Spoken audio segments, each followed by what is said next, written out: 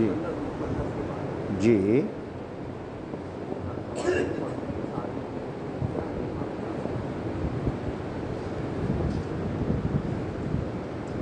مخنث کی نماز کے بارے میں سوال کر رہے ہیں. انسان اور ایمان لانے کی وجہ سے مسلمان ہو گئے ہیں تو نماز تو ان پر فرض ہے، نماز تو پڑھیں گے. اگر وہ مسجد میں آ جاتے ہیں اور ان میں واقعی ان کے چہرے بشرے سب میں کچھ عورتوں اور کچھ مردوں کی مشابہت پائی جاتی ہے، تو ترتیب تو یہی ہے کہ صف میں سب سے آگے مرد ہوتے ہیں، ان کے پیچھے بچے ہوں گے، ان کے پیچھے مخنث ہوں گے. مخنث مردوں کے بالکل ساتھ ساتھ کاندھے سے کاندھا لگا کے کھڑا نہیں ہوگا. ان کی صف اگر ان میں عورتوں اور مردوں جیسی دونوں شکل اور شباہت، صورت، آواز سب میں وہ باتیں پائی جاتی ہیں تو پھر ان کی صف الرجال ثم الصبیان ثم الخناساء ثم النساء، یہ ترتیب ہے. آپ کے یہاں تو کوئی مسئلہ ہے ہی نہیں، اس لیے کہ آپ کے یہاں تو مخنثوں کی مستقل مسجد ہے. جی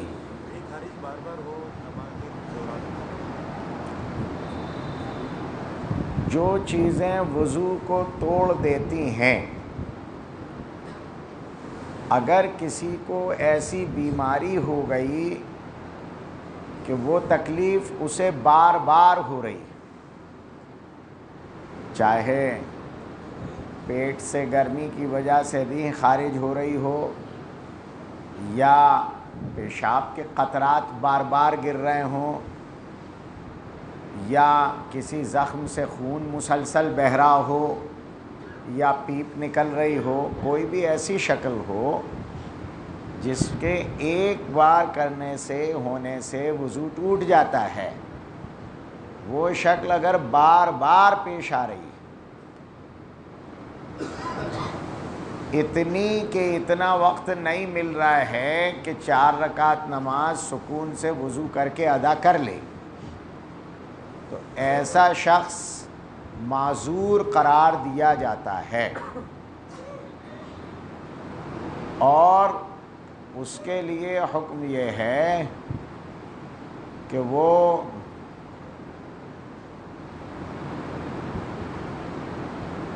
شخص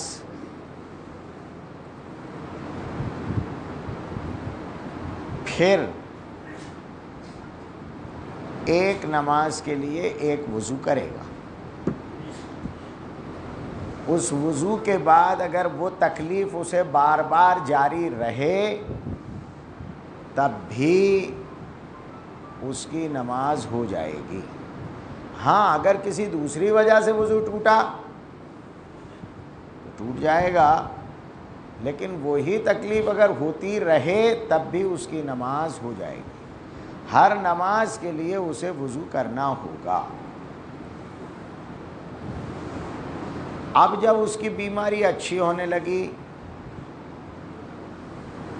اور پورا دن ایسا گزر گیا کہ اسے تکلیف نہیں ہوئی، تو پھر اب وہ معذور نہیں رہے گا. اب وہ اپنی اوریجنل پوزیشن میں آ گیا. اب اگر وضو کرنے کے بعد اس کو وہ تکلیف دوبارہ ایک آدھ بار ہوئی ہے تو اس سے وضو ٹوٹ جائے گا. ٹھیک جی.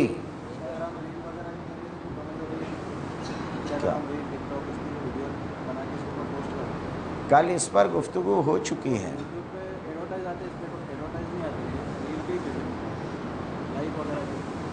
کائے کہ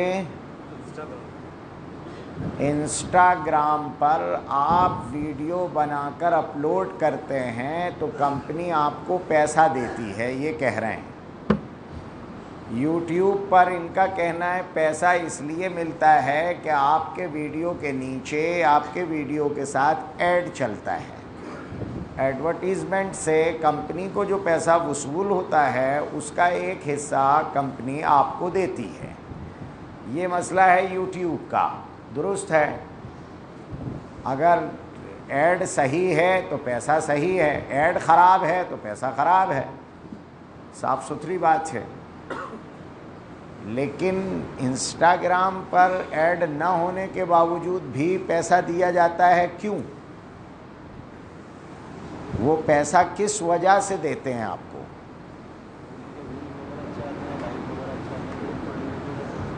سوال یہی ہے کہ لائک اچھے آتے ہیں، ویورز زیادہ ہوتے ہیں، تبھی کوئی پیسہ دے گا، بلا وجہ کون دے گا؟ لیکن ان کو آپ سے فائدہ کیا ہے جس کی وجہ سے پیسہ دیا جاتا ہے؟ یہ معلوم کرو۔ جی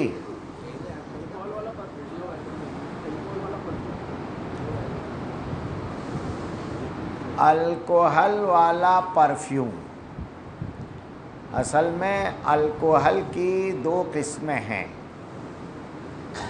ایک وہ الکوہل جو جوہر شراب ہے اور اس کو پینے کے لیے، دواؤں کے لیے استعمال کیا جاتا ہے، وہ جوہر شراب ہونے کی وجہ سے ناپاک ہے، ایک قطرہ بھی اس کا ناپاک ہے، بدن سے لگ جائے تو بدن ناپاک ہو جائے گا۔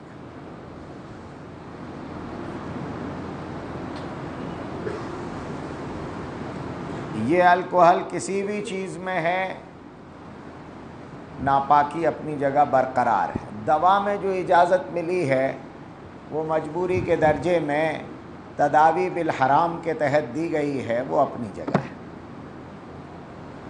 یہ جو پرفیوم وغیرہ ہیں جو باڈی پر لگانے کے کام آتے ہیں، نشیلچیوں نے جب اس الکوہل کا استعمال پینے کے لیے شروع کر دیا، نشے والے تو پیٹرول سونگھ رہے ہیں، وہ تو سلوچن بھی سونگھتے ہیں، اس کو لگا کے بریڈ پر لگا کے کھا جاتے ہیں، رومال پر لگا کے سونگھتے رہتے ہیں، تھنر اور وائٹنر سونگھتے ہیں، ہر جس میں بھی یہ تیزی ہوتی ہے بہت زیادہ اس کو وہ سونگھتے ہیں، اس سے خاص قسم کا دماغی سرور اور سکون انہیں ملتا ہے، اسی سے وہ نشے کے عادی ہوتے جاتے ہیں۔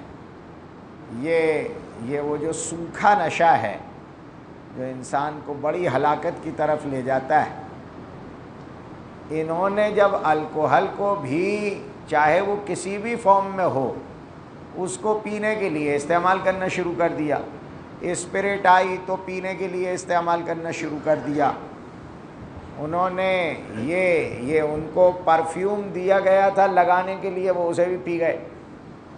تو پھر باقاعدہ یہ اصول ضابطہ بنایا گیا کہ الکوہل کو ڈی نیچرڈ کر دیا جائے، یعنی اس کی فطرت جو نشہ لانے کی ہے اسے ختم کر دیا جائے۔ نیچر فطرت کو ہی کہتے ہیں، ڈی نیچرڈ کر دیا یعنی اس کی فطرت کو مسخ کر دیا، فطرت مسخ ہو گئی، اب اس میں نشہ لانے کی صلاحیت نہیں رہی۔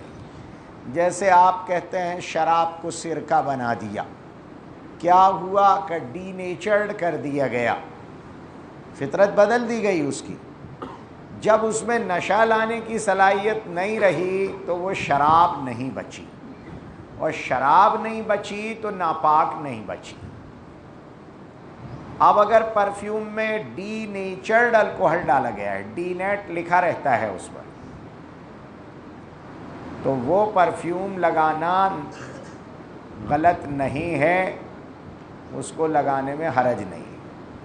وہ ڈی نیچرڈ الکوہل اسپرٹ میں بھی استعمال ہوتا ہے، سوائے دانتوں کے لیے جو اسپرٹ استعمال ہو رہا ہے اس کو چھوڑ کر باقی اسپرٹ استعمال ہوتا ہے، ڈی نیچرڈ ہوتا ہے۔ ایسے ہی پرفیوم میں بھی ہوتا ہے، اگر ڈی نیٹ لکھا ہے تو لگانا جائز۔ اس سے پہلے یہ کرتے تھے کہ اس میں میتھنول ڈال دیا جاتا تھا، میتھنول زہر ہوتا ہے، میتھنول ڈالنے کی وجہ سے اب یہ الکوہل زہر بن گیا، اب یہ شراب نہیں بچا، اس کو پینے سے تھوڑی دیر کو نہیں سوئے گا، پرماننٹ سو جائے گا۔ تو یہ بھی اب شراب نہیں ہے تو ناپاک نہیں ہے۔ جی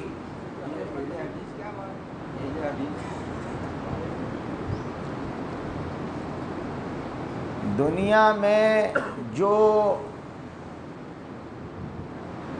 پاؤڈر کو پانی میں گھول کے بیچ رہے ہیں وہ دودھ والے کہلاتے ہیں۔ زمانہ ایسا ہو گیا ہے، پٹی کو پانی میں گھول کے سرسوں کے تیل کے ساتھ کھویا بنا کے ہم بیچ رہے ہیں۔ ہمارے یہاں سے ہی آتا ہے، کہیں اور سے نہیں، بھنڈ مورینا سے آتا ہے، بسیں بھر بھر کے آتا ہے، اندوری کھا جاتے ہیں، کھویا بنا کے بیچتے ہیں، ان کو کھوئے والے کہتے ہیں۔ یعنی جو نام لیا جا رہا ہے وہ ہوتا ہی نہیں ہے۔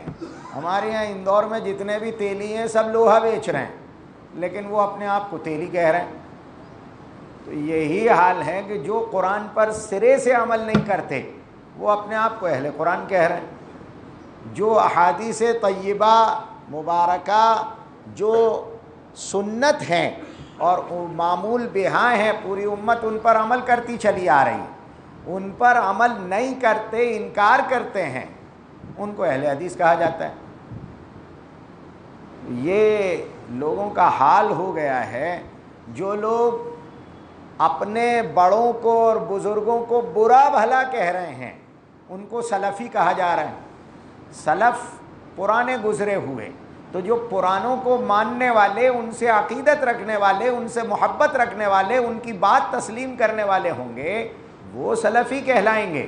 لیکن بجائے اس کے جو ائمہ کو برا بھلا کہہ رہے ہیں، مشرک کہہ رہے ہیں، غلط کہہ رہے ہیں، ان سے کوئی عقیدت نہیں رکھتے ہیں، وہ اپنے آپ کو سلفی کہہ رہے ہیں۔ تو یہ دنیا جو ہے یہ آج کل ڈپلیکیشن کی ہے۔ جو بدبو بیچتے ہیں وہ اپنا نام خوشبو رکھتے ہیں، جو بالکل جاہل ہوتے ہیں ان کے نام کے ساتھ ڈاکٹر پی ایچ ڈی لکھ رہا ہے، جبکہ ان کی تھیسس دوسروں نے لکھی ہیں، وہ پڑھے لکھے ہی نہیں ہیں سرے سے، لیکن وہ اپنے آپ کو ڈاکٹر کہلاتے ہیں۔ جو بیچارے پڑھے لکھے ہیں وہ کونوں میں بیٹھے ہیں۔ جو شاعر صاحب کو شاعری کرنا آتی ہی نہیں ہے وہ جھوپڑ پٹی میں رہ رہے ہیں، جنہوں نے غزل لکھی تھی یہ آ کے صرف سنا رہے ہیں اور اپنے آپ کو شاعر کہہ رہے ہیں۔ تو یہ دنیا قیامت کا قریب ہے، ایسی ہی بن جائے گی، ایسی بن جائے گی کہ ہر کوا اپنے آپ کو کبوتر کہے گا۔ جی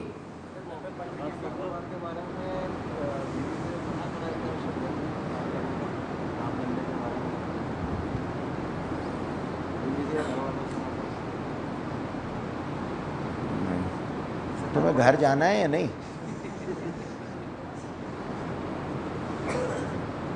بیٹا گھر جانے قابل بنے رہو۔ وہ جو چارٹرڈ اکاؤنٹنٹ ہے گھر میں، چارانے اماں کو نہیں دے سکتے اس سے پوچھے بغیر۔ حضرت سوال کر رہے ہیں کہ کیا شریعت نے بیوی کو اپنے کاروبار کے بارے میں معلومات دینے سے منع کیا ہے؟ میں پوچھ رہا ہوں کہ گھر جانا ہے یا نہیں؟ وہ لائف پارٹنر ہے، لائف پارٹنر ہے، اس کو یہ فکر ہے کہ یہ مر گیا تو اس کے پاس اس کا ذاتی پیسہ کتنا ہے، یہ فکر اسی کو ہے بیچاری کو صرف۔ باقی تمہارے اماں ابا کو اس کی فکر تھوڑی ہے کہ تم مر جاؤ گے تو کاروبار کیا ہے تمہارا، ملکیت کیا ہے، کتنا کما رہے، انہیں کیا لینے دینا ہے۔ یہ فکر تمہارے لائف پارٹنر کو ہی ہے کہ تم مر گئے تو اس کا کیا ہوگا۔ جی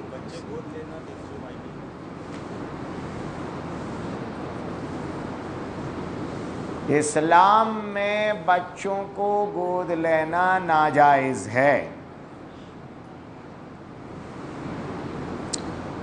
گود لینے کو منع کیا گیا ہے۔ پہلے گود لیا جاتا تھا اور باقاعدہ نام بدل لیا جاتا تھا۔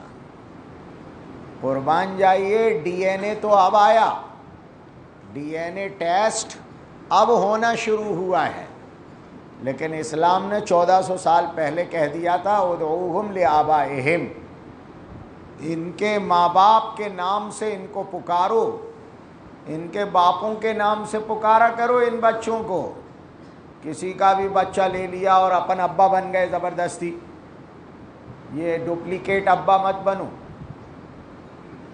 نسب خون سے چلے گا، اسی لیے تو نسب کے ملاوٹ کی اجازت نہیں ہے، عورتوں کی عدت گزروائی جا رہی ہے، ملاوٹ نہیں تو دوسرے کا کہاں اتنی احتیاط کہ عدت گزروا کر یہ یقین کیا جا رہا ہے کہ دوسرے کا بچہ تو نہیں ہے کہیں، تو وہاں اس کی اجازت کہ سراسر دوسرے کا پیدا کیا ہوا ہم اپنے نام چڑھا لیں، قرآن منع کرتا ہے۔ قرآن نے کہا یہ مت کرو۔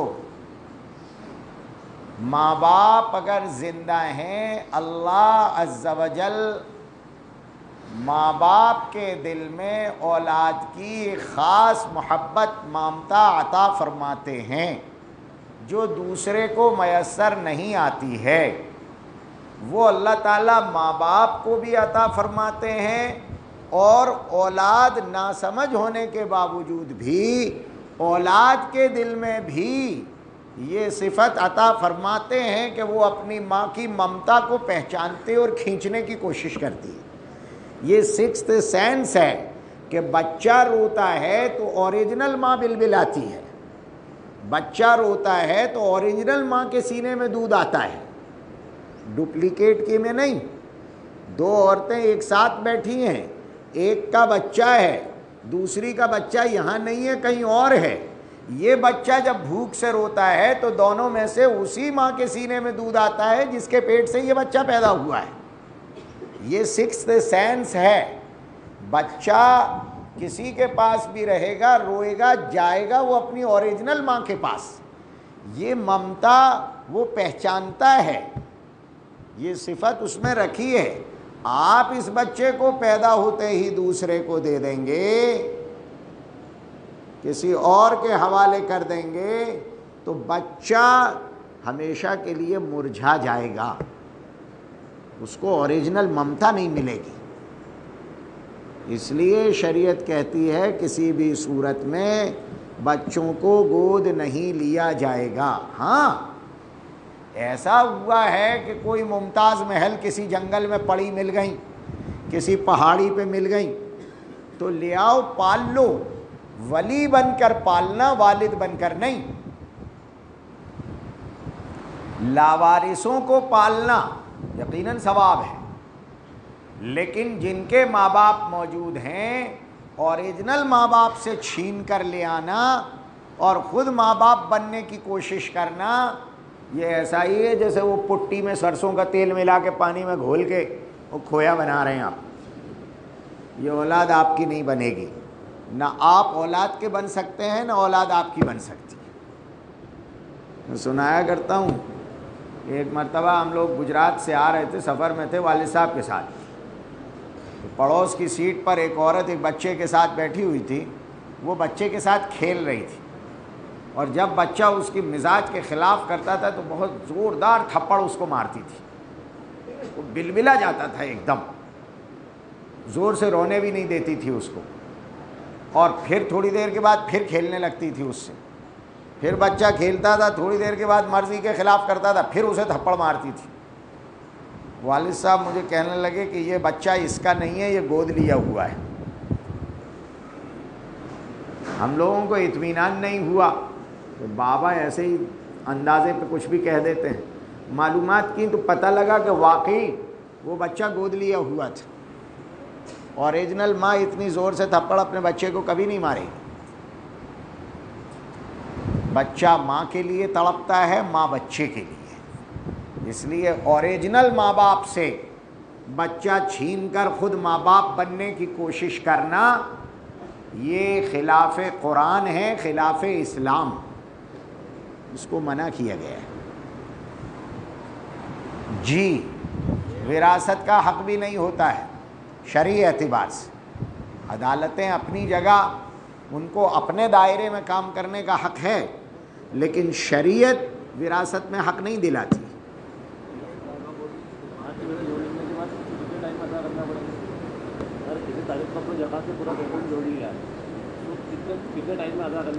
جتنا جلدی مستحق مل جائے۔ پیمنٹ نہیں ہو تو زکوٰۃ ادھار نکالی جا سکتی ہے۔ آج کل دنیا میں سبھی کچھ ادھاری پہ چل رہا ہے، لوگوں کے نکاح ہو جاتے ہیں، بیوی ادھار رکھی رہتی ہے، 2 سال بعد ملتی ہے۔ آخر اگر زکوٰۃ تم نے 1 سال بعد نکال دی تو ادھار ہے، اللہ میاں کا ادھار ہے۔ جی، قبرستان میں کھڑے ہو کر باقاعدہ سیپارہ پڑھنا، اصل میں قبرستان باقاعدہ تلاوت کا محل نہیں ہے۔ ٹھیک ہے، تھوڑا بہت کچھ پڑھ لیا گیا، بیٹا پڑھ کے ہی سنا دے، تجھے دیکھ کے اور بھی بھیج دیں گے، پھر وہ پرچیوں کا ڈھیر لگ جاتا ہے۔ جی،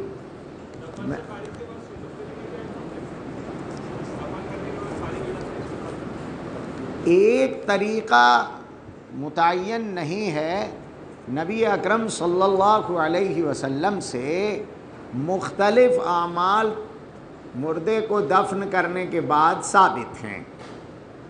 کبھی ایسا ہوا ہے کہ دفن کے بعد فوراً حضور تشریف لے گئے، کبھی ایسا بھی ہوا ہے کہ دفن کرنے کے بعد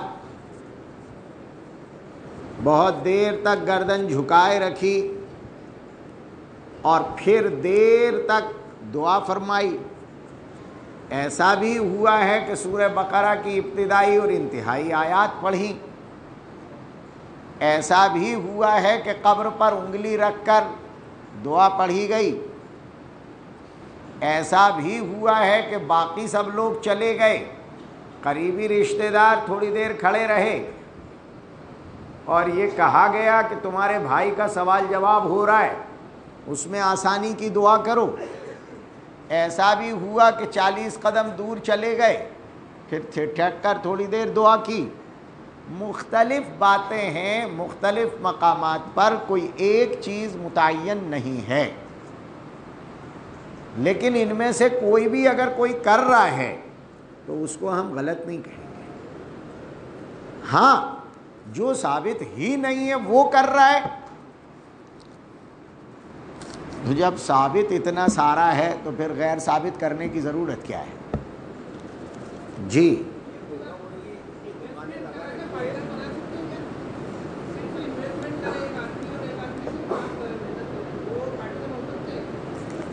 ہاں سر، اسی کو شرکت مضاربت کہتے ہیں شاید۔ اس میں ایک کیپٹل پارٹنر ہوتا ہے، دوسرا ورکنگ پارٹنر ہوتا ہے۔ ایک کا پیسہ ہوتا ہے، ایک کی محنت ہوتی ہے۔ نفع ہوگا تو دونوں کا ہوگا، نقصان ہوگا تو جس کا کیپٹل تھا اس کا کیپٹل گیا اور جس کی محنت تھی اس کی محنت گئی۔ کیپٹل والا یہ کہے کہ تو مجھے پیسے لا کر دے، تو اس کے پاس اگر پیسے ہوتے تو آپ کے پاس آتا ہی کیوں؟ اس نے تو محنت کی ہے بیچارے نے، اس کو، وہ تو بھوکا پیاسا ننگا بھوکا ہے بیچارہ، اس کے پاس کچھ بھی نہیں ہے۔ وہ اس آس پر محنت کر رہا تھا کہ جو پروفٹ ہوگا اس میں سے مجھے مزدوری مل جائے گی۔ اگر پروفٹ ہوگا تو اس کو اپنی محنت کا صلہ ملے گا، ان کو پیسہ لگا کر تجارت کرنے کا صلہ ملے گا۔ اگر نقصان ہوگا تو ان کا پیسہ چلا جائے گا، اس کی محنت چلی جائے گی۔ جی، تو اور کیا پڑھ کے پھیریں بابا، پورا قرآن تھوڑی پڑھیں گے، ایک بسم اللہ پڑھ کے ہی تو چھری پھیری جاتی ہے۔ پوری تراویح پڑھوا دو گے کیا؟ ایک ہی مرغی 24 گھنٹے میں ذبح ہو پائے گی؟ ارے بھائی بسم اللہ پڑھ کے ہی ذبح کرنا ہے۔ جی جی دیکھیے یہ سوال ایک آیا ہے اور یہ تھوڑا سا آج کل اہم سوال ہو گیا ہے اور تھوڑا تفصیلی ہے. بینک میں جاب کرنا کیسا ہے؟ انشورنس کمپنی میں جاب کرنا کیسا ہے؟ بنیادی بات یہ ہے کہ چاہے انشورنس کمپنی ہو یا بینک ہو، دونوں بیاج کا کام کر رہے ہیں. بیاج کا کام کرنے کی وجہ سے رسول اکرم صلی اللہ علیہ وسلم کا یہ فرمان کہ اللہ عز و جل لعنت فرمائے، پھٹکار بھیجے، دھتکار دے، تباہ کرے، غارت کرے، برباد کرے، ہلاک کرے اس آدمی کو. یہ سب ترجمہ ہے لعنہ کا. جو بیاج دے، بیاج لے، بیاج لکھے، بیاج پر گواہ بنے، ان سب پر لعنت آئی ہے، پھٹکار آئی ہے، تباہی بربادی کی دعا ہے. ظاہر ہے جو بینک میں بیٹھا ہے وہ کچھ ایسا ہی کچھ کر رہا ہے، اور کیا کر رہا ہے؟ اس سے یہی کام لیا جا رہا ہے جس پر لعنت ہے. تو مسلمان اس طرح کا کام کر کے جو آمدنی کرے گا وہ لعنت بھری آمدنی ہوگی. اس لیے منع کیا گیا کہ مت کرو بھائی. بینکنگ سیکٹر خالی رہا، مسلمان حتی الامکان ڈرتا رہا، بچتا رہا، الا ماشاء اللہ. بات اپنی جگہ یہی ہے. ایک اب دوسری طرف آؤ. ادھر یہ ہوا کہ گورنمنٹ کی پوری اکانومی کا مدار بینکنگ سیکٹر پر ہو گیا، حتیٰ کہ اتنے نیچے اتر گئے کہ امپلائیز کی تنخواہ تو بینک سے آئے گی، کوئی بھی سبسڈی تو بینک سے ملے گی، اسٹوڈنٹس کے فارم بینک سے بھرے جائیں گے، اسکالرشپ بینک سے ملے گی، وردھا پنشن بینک سے ملے گی. اگر 100 روپے بھی مل رہے ہیں تو بائی بینک ملیں گے. اب بینک ہر آدمی کی سخت ترین ضرورت بن گیا، بوڑھوں کی بھی، بچوں کی بھی، اسٹوڈنٹس کی بھی، جوان لڑکیوں کی بھی، اسکول جانے والی بچیوں کی بھی، سب کی ضرورت ہو گیا بینک. ادھر تعصب بڑھتا چلا گیا. برقع دیکھ کر، ٹوپی دیکھ کر، کرتا پاجامہ دیکھ کر، مسلم نام دیکھ کر اتنا زیادہ ماحول میں کثافت بھر دی گئی ہے کہ نام سن کر لوگوں کو تکلیف ہونے لگتی ہے.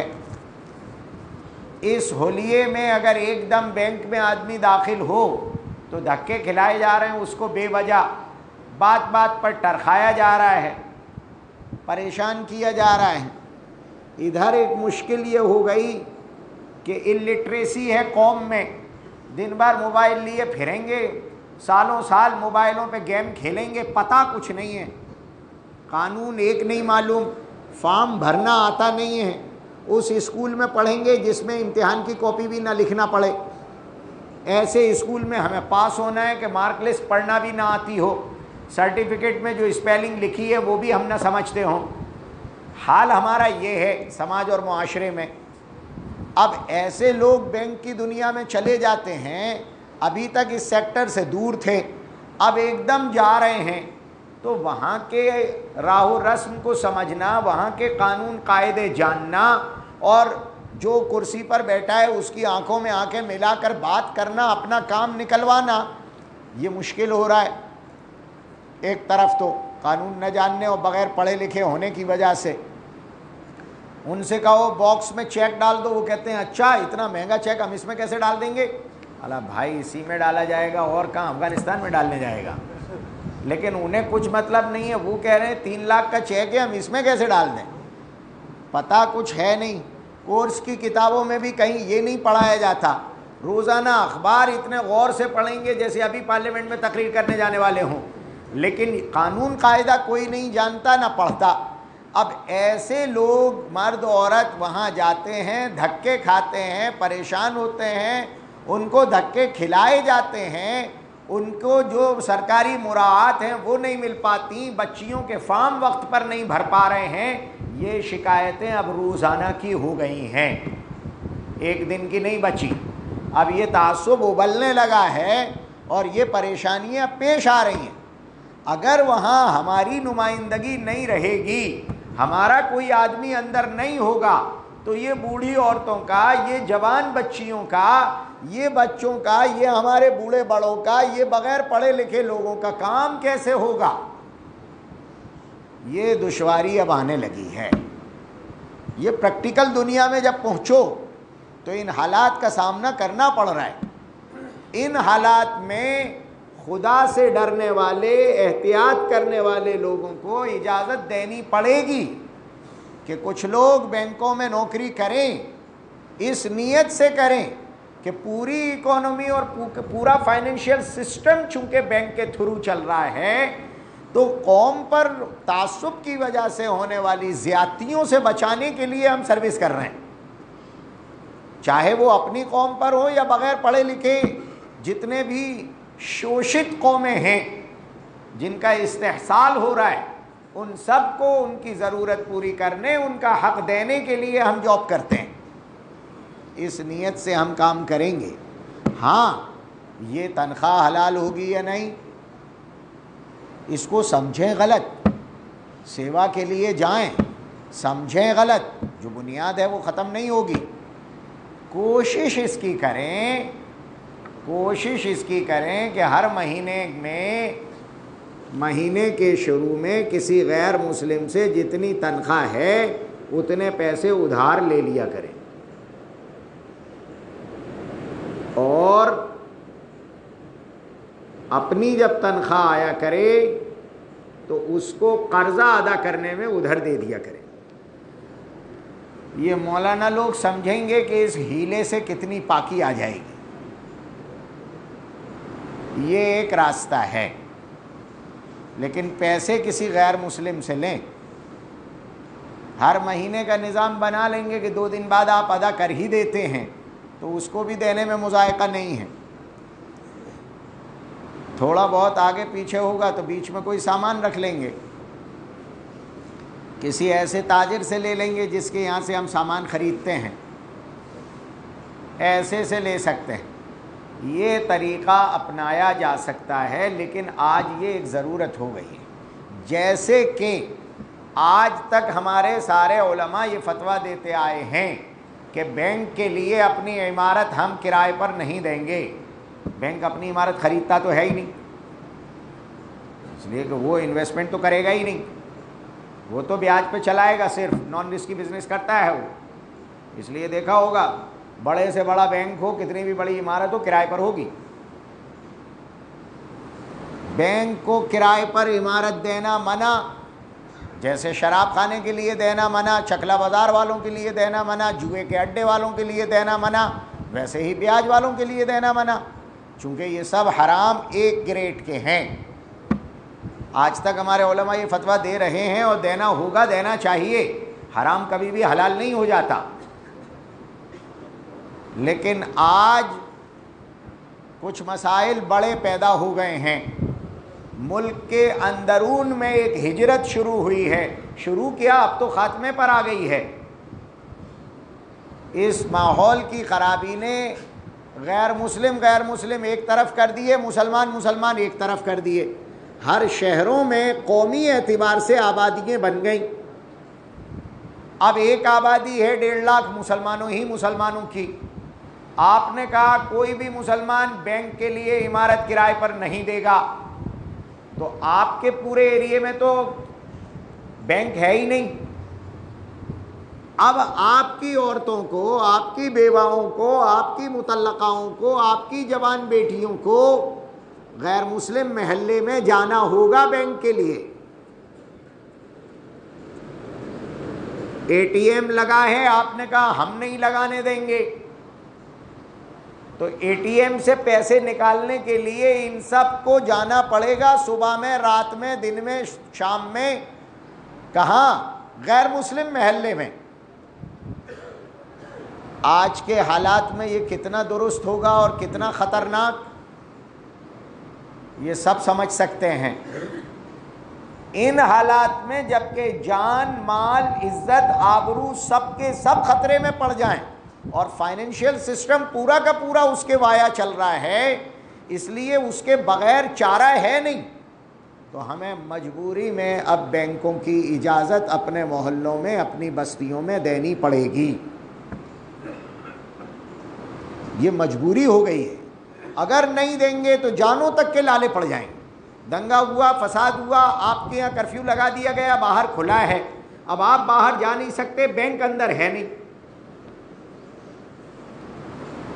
اسپتال میں آپ کا بچہ ہے، اسپتال والا پیسے مانگ رہا ہے، اب آپ ہی ایڈمٹ ہو گئے ہیں یا آپ باہر ہیں، بچہ ایڈمٹ ہے، بیوی اکیلی ہے، اب رات میں بیوی پیسے نکالنے کے لیے صبح میں، شام میں، رات میں وہاں جا کر لائن میں لگے گی غیر مسلم محلوں میں، اکیلی عورت۔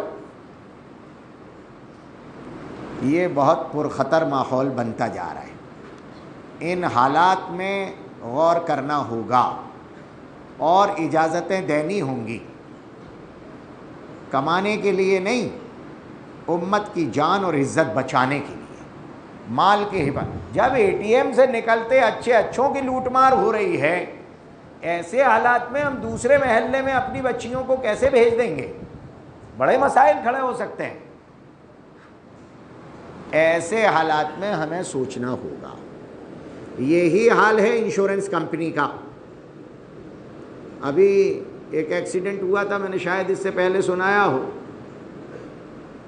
2 لوگوں کے پیر کٹ گئے، جب وہ انشورنس کمپنی کے پاس گئے کہ صاحب ہماری گاڑی کا انشورنس تھا، ہمارے پیر کٹ گئے ایکسیڈنٹ میں، تو ہمیں انشورنس کا کلیم ہم کریں گے، ہمیں پیسے دیے جائیں۔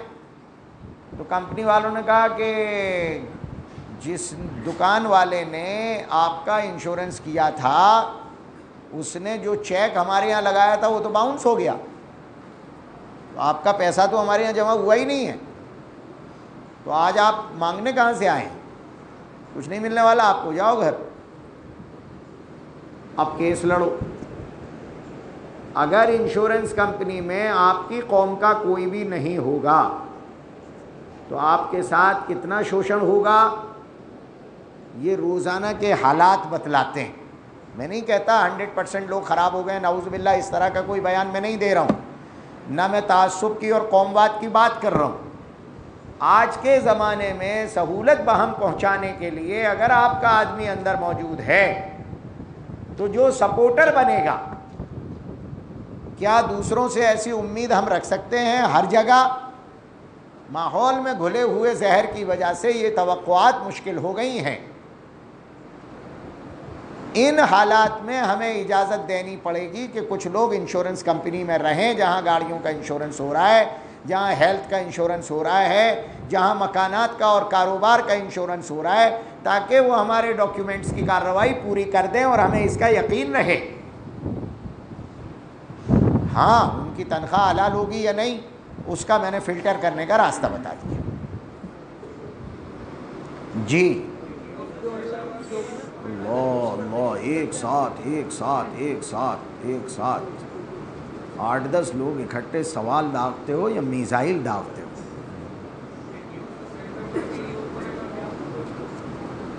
یہ کیوسک سینٹر یعنی بچہ بینک،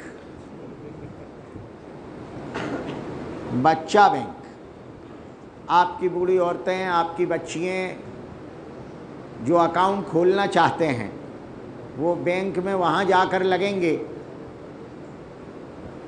ان کو پیسے جمع کرنا ہے، تھوڑے والے نکالنا ہے، تو یہ کام کیوسک والا فیس لے کے کر دیتا ہے، وہ تو گھر بھی آ جائے گا آپ کا وہ انگوٹھے والی مشین لے کر، اور وہیں آپ کا کام کر جائے گا۔ اگر یہ سہولت محلوں میں باہم پہنچا دی جائے تو وہاں بینکوں میں لائنوں میں نہیں لگنا پڑے گا، بڑے بڑے بینکوں میں یہ ضرورت یہاں سے پوری ہو جاتی ہے۔ اس لیے کیوسک کی اجازت مجبوری میں دینی پڑ رہی ہے، اس پر سوچنا چاہیے علماء کو۔ میں تو پبلک کی مجبوریاں بتا سکتا ہوں، اور ان حالات میں شریعت جہاں بہت سی اجازتیں دیتی ہے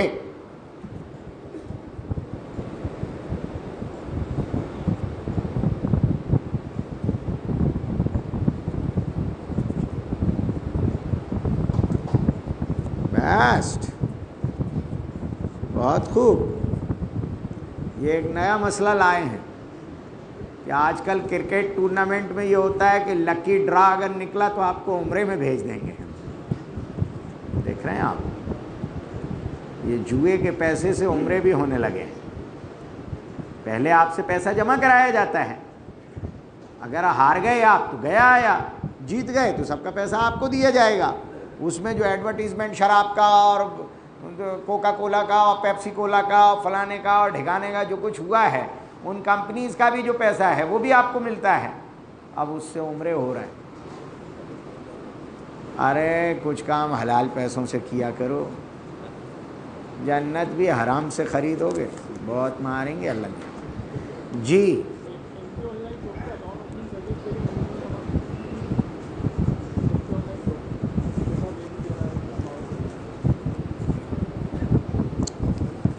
एमपी ऑनलाइन में काम करना होगा भाई, मेहनत करेंगे, जब दूसरे का काम करेंगे. हाँ, जो कियोस्क करता है वही तो आप कर रहे हैं, उसके पैसे तो लेना पड़ेंगे ना. जी जब ही तो करेंगे. पब्लिक से तो आप ज़बरदस्ती लूट रहे हैं. बैंक तो आपको दे ही रहा है, बैंक तो आपको दे ही रहा है, पब्लिक से क्यों लूट रहे हैं आप? बैंक तो देगा, पब्लिक से तो नहीं लोगे. इसका अहद करो कि एक ही तरफ से लेंगे, दो तरफ से नहीं. बैंक वाले को तो हम फिल्टर कराएंगे, लेकिन आप लोग दो तरफ से पैसे लेते हैं. बैंक अलग आपको कमीशन देता है, पब्लिक से अलग लेते हैं. आप दोनों हाथों में लड्डू रखते हैं. जी पहले इलेक्शन में पैसे बांटे जाते थे, रातों को डुप्लीकेट चांदी की पायजेबें बटा करती थी, साड़ियाँ बटा करती थी. अब ये उसकी वैलिड शक्ल आई है कि इलेक्शन से 8-10 महीने पहले, आचार संहिता लगने से पहले पहले बैंकों में 1,500 हज़ार रुपये डाल दो. उसमें इतनी सारी शर्तें लगा दो कि बाद में वो चले नहीं. अगर रिश्तेदार के पास भी गाड़ी होगी तो बाद में वो पैसे बंद कर दिए जाएंगे आपके. वो सिर्फ इलेक्शन के लिए, लुभाने के लिए किए जाती हैं ये कोशिशें. जाहिर है कि आपका वोट लेने के लिए अगर आपको बतौर रिश्वत के कोई पैसा दिया जा रहा है, उसके लिए लाइन कोई भी बनाई जा रही हो, तो ये रिश्वत लेकर वोट देने का तरीक़ा, अपनी कौम को बेचना, अपने ख़ानदान को बेचना, अपने वोट को बेचना, इससे कतई नज़र कि जो लोग हमसे वोट ले रहे हैं वो हमारा अंजाम क्या करेंगे. मैं किसी कैंपेनिंग नहीं कर रहा हूँ, लेकिन ये पैसा लेकर किसी भी उन्वान से अपने वोट फ़रोख्त करना, ये शरई एतबार से दुरुस्त नहीं है. मैं कैंपेनिंग नहीं कर रहा हूँ किसी की. जी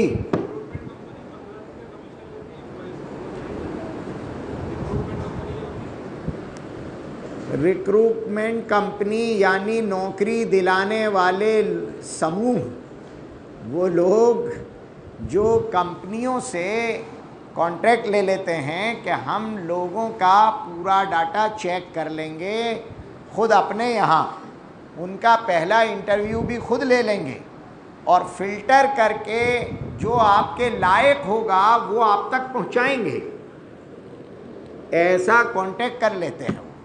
और पब्लिक में भी वो इस नाम से मशहूर हैं. वो कहलाते ही रिक्रूटमेंट कंपनी हैं कि हम आपको नौकरी दिलवाएंगे, आपका डाटा लेंगे, आपका इंटरव्यू लेंगे, आप किस लायक हैं उसके एतबार से आपको कंपनी में भेजेंगे. पहले खुद इंटरव्यू लेकर फिर आपको आगे पहुंचाएंगे. लेकिन इधर वाले से भी वो कहते हैं कि अगर आप हमारे पास आओगे, हमसे सर्विस चाहोगे तो हम आपसे आधी तनख्वाह लेंगे. और उधर उनसे भी कहते हैं कि हम आपको एक आदमी दे देंगे नौकरी पर, छांट छूट के देंगे, आपको कुछ करने की ज़रूरत नहीं है, हमको तलाश लेंगे इस पर केस है या नहीं है, इसका कैरेक्टर कैसा है, इसकी डिग्री क्या है, इसकी काबिलियत क्या है, ये सब हम छांट लेंगे. आपको कुछ करने की ज़रूरत नहीं है, आपको तो पका पकाया तैयार एम्प्लॉय ला कर देंगे. लेकिन आधी तनख्वाह आपसे लेंगे, आधी इनसे लेंगे, आधी उनसे लेंगे. तो आप फ्लैट दिलाते हैं उसमें भी तो ये करते हैं, किराए पर फ्लैट दिलाते हैं वहाँ भी तो यही करते हैं आप, यही छांट بینی تو آپ کرتے ہیں اور ادھر والے سے بھی آدھے مہینے کا کرایہ لے لیتے ہیں, ادھر والے سے بھی لے لیتے ہیں. ایسا ہی وہ لوگ کر رہے ہیں.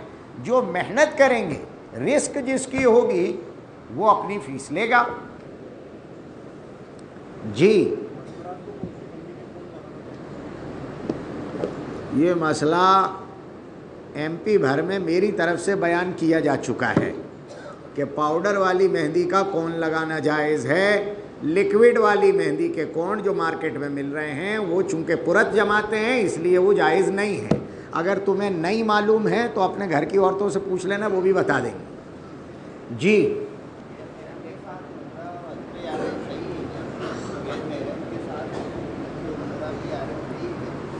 فتاوی محمدیہ میں ناجائز ہے, اس سے ملتا جلتا ایک اور فتاوی آ گیا ہے اس میں جائز ہے.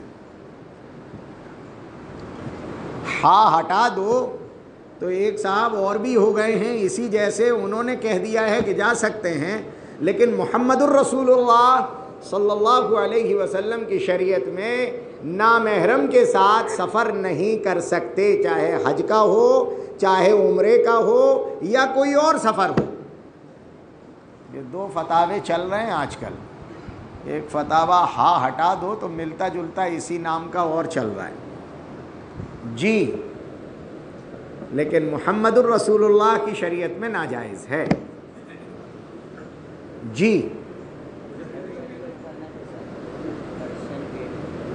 یہ کیا چیز ہے؟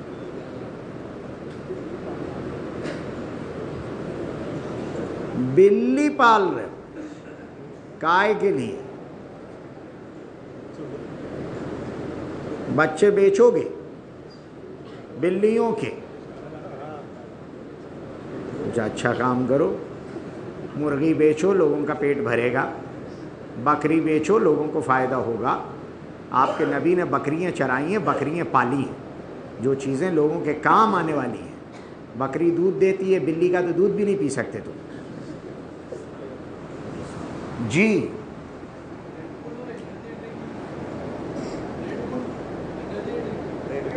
ریڈ بول انرجی ڈرنک بہت ضروری ہے کہ یہ چیزیں پینا. ہر وہ چیز جس کے حلال حرام ہونے میں شبہ پایا جاتا ہو چھوڑ دو. اگر وہ دوا ہے اور اس کے علاوہ کوئی اور دوا موجود نہیں ہے تب تو بات دوسری ہے. لیکن یہ کہ اگر وہ دوا نہیں ہے, غذا ہے, اور غذا بھی نہیں ہے, تفقہات ہیں, تو جن چیزوں میں شبہ ہو اپنا ایمان بچانے کے لیے اسے چھوڑ دو. کوئی ضروری تو نہیں ہے. میں نہیں کہتا میری کیا تحقیق ہے, میں بیان نہیں کر رہا ہوں. میں تو یہ کہہ رہا ہوں کہ جس چیز میں بھی شبہ ہو اسے چھوڑ دو. دا ما یریبک الی ما لا یریبک, جس کا پاک ہونا یقینی ہو اسے استعمال کرو, جس کے پاک ہونے میں شبہ ہو اسے استعمال مت کرو. جی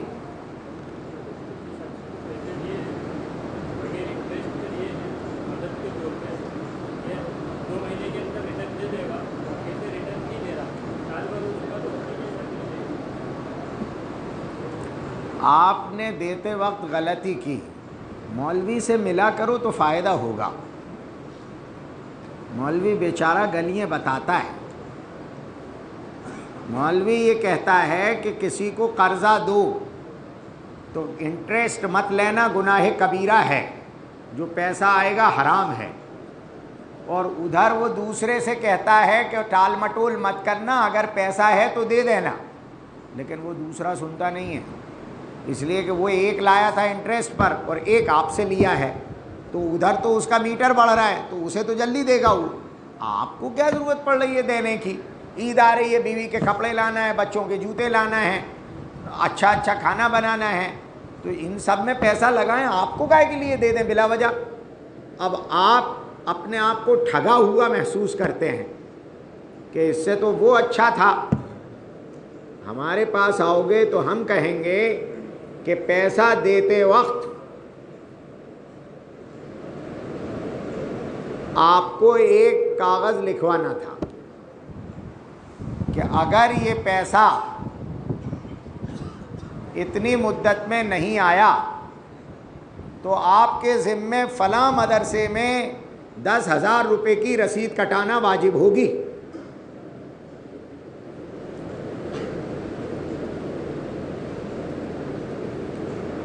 یہ دونوں مل کر اپنے اوپر لازم کر لیتے ہیں. تبرع کو اپنے اوپر لازم کرنے کی اجازت ہے. کوئی بھی تبرع اپنے اوپر لازم کیا جا سکتا ہے. دونوں میں ایگریمنٹ ہو گیا کہ میں وقت پر پیسے دوں گا, اگر نہیں دیا تو میں فلاں مدرسے کو 10,000 روپے دے دوں گا. اب وہ 10 دن پہلے آپ کے پیسے دے جائے گا, اور نہیں دیے تو آپ اس کا حلق دبا دیں کہ مدرسے میں 10,000 روپے کی رسید کٹا, ہاسپٹل میں کٹا دے, مدرسے میں نہیں کٹاتا چلو, اسکول میں غریب بچوں کی کٹا, لیکن 10,000 روپے کی رسید کٹانا پڑے گی ورنہ میرے 2 لاکھ روپے ٹائم پہ لینا ہے. تو مجھے انٹرسٹ لینا حرام ہے. کلو قرض جر نفعن, کس کے لیے؟ میرے لیے نفع. لیکن تبرع کو لازم کر لینا اس کی اجازت ہے. پھر دیکھنا پیسہ کیسے آتا ہے. یہ مولاناؤں سے پوچھ لیا کرو, یہ وہی بتاتے ہیں بیچارے. جی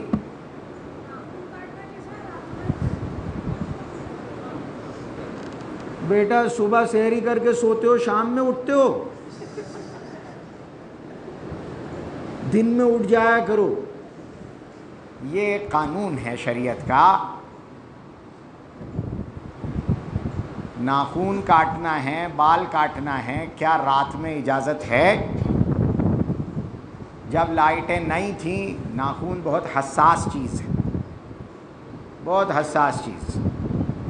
میں خود جس زمانے میں کتاب پڑھاتا تھا اس زمانے میں ایک مرتبہ ایسا اتفاق ہوا کہ دوسرے دن منگل تھا, تو مجھے مجبوری میں رات میں بال کٹانے جانا پڑا, اور گیا تو واقعی لائٹ چلی گئی, اور اس وقت کے کٹے ہوئے بال کچھ چھوٹے کچھ بڑے رہ گئے, تو مجھے 2 دن گزارنا مشکل پڑ گئے. تیسرے دن پھر کٹوانے جانا پڑا. شریعت نے جو منع کیا ہے وہ یہ حساس چیزیں ہیں. اگر ناخون ذرا زیادہ کٹ گیا تو آپ کے لیے پریشانی ہو جائے گی. تو جہاں تیز روشنی دن جیسی میسر ہے وہاں اجازت ہوگی, اور اگر خطرہ ہے تو رات اللہ نے آرام کے لیے بنائی ہے, دن اجالے کے لیے بنایا ہے, تو دن کے اجالے میں کام لے لیں, رات میں نہ کریں.